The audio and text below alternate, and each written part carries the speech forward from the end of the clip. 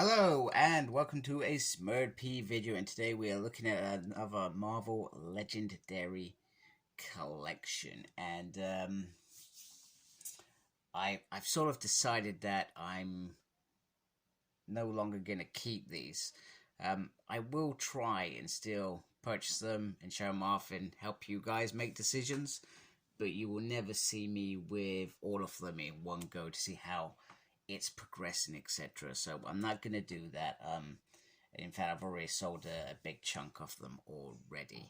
But I will try and keep them going. I'm very interested in the premium books. I like the look of them. Although I've got to collect 75 issues to complete that, so I may still bail completely, and if I do, I will do an announcement.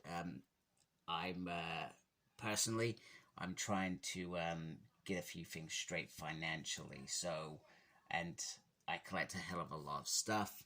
So I want to buy a mortgage in a few years. So I need to start tightening my belt and think, right, what's really important to me. And I know you guys have always known that of me. I've always called myself the selfish reviewer because I don't go and review every omnibus, for example. I only focus on X-Men because that's what I like. Or I focus on X-Men Marvel Legends because that's what I like, and Power Rangers Lightning Collection, for example. So you already know that off me. But I thought I might as well say this out loud. But I will say if I no longer do this. So anyway, Captain America, Winter Soldier Part 1.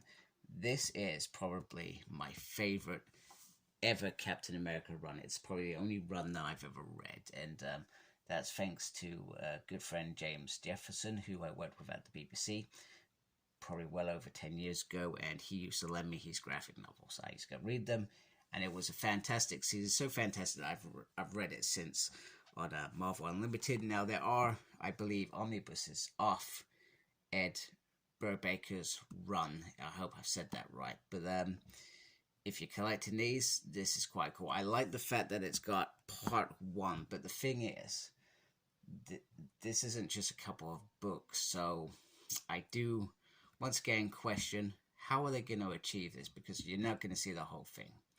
So in some ways, for the solo books, they don't work. You could easily go and wait for an omnibus, pick up some trade paperbacks, hopefully, if they're not out of print. But I believe that this one has just had a re-release of an omnibus. So it says part 1, and this collects Captain America 1/7. It's got a whole synthesis there. If I hold that still, you can pause it and read that. And then you've got Bucky on the plane up there. So this is issue 8, and then on the side, you got what looks like a Force head, and this is number 37. And we've actually got quite a few of the 30s already, so they've delivered that quite decently. There is a Winter Soldier, and if you've watched the Marvel Cinematic Universe, it's not obviously accurate to the comics, but it is very, very similar in terms of the bit about his story, etc. And you got a little synthesis here, written by Marvel editor Ed from Panini. He still dreams about Bucky, him and all the others I couldn't save. And I'll tell you what, the artwork is absolutely beautiful throughout this film. I'm trying to think, who was the artist? Michael Lark, I guess, and I'm not sure if John Paul Leon, they take it in turns, or whether he's the colorist, etc.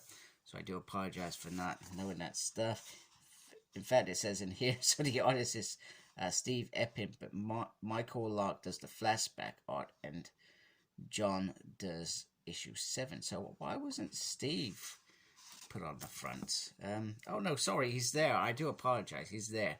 Writer, artist, other artists, if they contribute big to this series.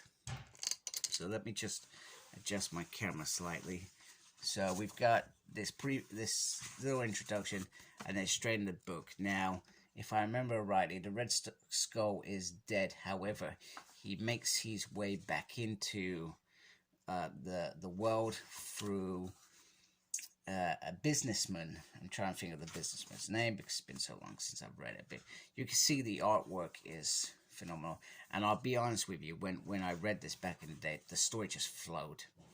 It flowed so well, and it certainly is, like I said, gorgeous artwork, decent story, very good story. And do I want to spoil it?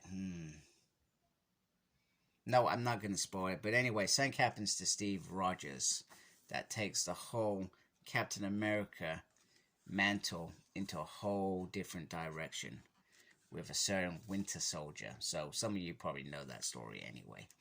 But very, very important. It was around 2006, and some argued that the event that happened should have actually happened at the end of Civil War. That's how they should have finished it. And I sometimes agree with that, and sometimes I'm happy for it not to have done that. And they brought him back in the most craziest way, if I remember correctly. And I've just spoiled it because I've just literally just said what happens without saying it, without consciously thinking what I was saying. So anyway, it's quite nice. And then you've got Croft and the Legend. So Winter Soldier, a character that was... Bucky Barnes was dead.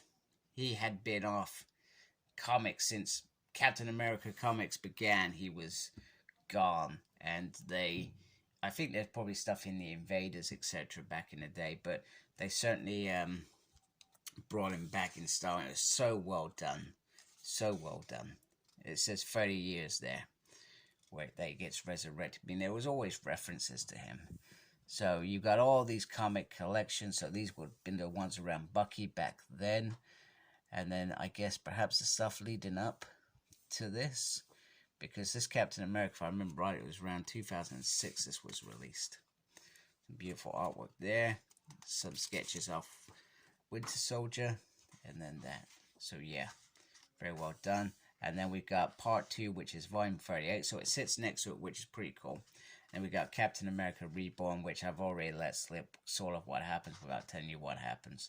But you're not going to get the full story here. You're literally going to get a snippet of it. You are literally going to get a snippet of it, which is a shame. So if I was you, I would recommend go see if you can get an omnibus. Go see if you can get a trade paperback. Or just read it on the likes of Marvel Limited. You can do a subscription on that. I do an annual subscription. I buy that even though I buy certain omnibuses because I like reading stuff outside of my collection as well, such as this sort of stuff. So that's an option as well. Anyway, if you like my video, please support my channel by subscribing to my channel. Make sure you look after yourself. Very important. And as always, embrace the geekiness. Take care. Goodbye, folks.